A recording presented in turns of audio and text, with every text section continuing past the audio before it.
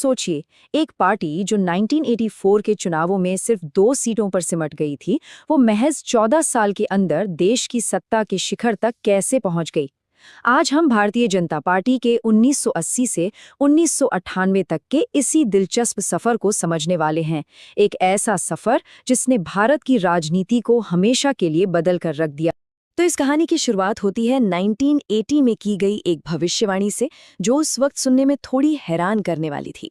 तब के जाने माने कानूनविद MC छागला ने अटल बिहारी वाजपेयी के बारे में कहा था कि वो एक दिन देश के प्रधानमंत्री जरूर बनेंगे। अब उस समय तो ये बात बहुत दूर की कौड़ी लग रही थी, लेकिन इसने कहीं न कहीं बीजेपी की आने वाली यात्रा के लिए एक स्टेज जरूर तैयार कर दिया था। तो चलिए, ये सफर शुरू करते हैं 1980 के बॉम्बे से। यहीं पर भारतीय जनता पार्टी का पहला राष्ट्रीय अधिवेशन हुआ और एक नई राजनैतिक ताकत ने भारतीय राजनीति में अपना पहला कदम रखा।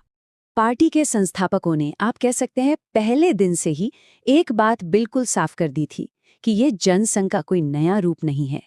अटल बिहारी वाजपेयी का नारा था, वापस नहीं जाना है। और LK आडवाणी ने भी कहा कि नई पार्टी विचारधारा पर नहीं बल्कि आदर्शवाद पर आधारित होगी। ये सिर्फ कहने की बातें नहीं थी, बल्कि ये अपनी पुरानी छवि से बाहर निकलकर एक ज्यादा बड़ी, ज्यादा व्यापक अपील बनाने की एक सोची समझी रणनीति। तो सवाल ये है कि इस नई पार्टी का शुरुआती आदर्शवाद था क्या? जवाब था गांधी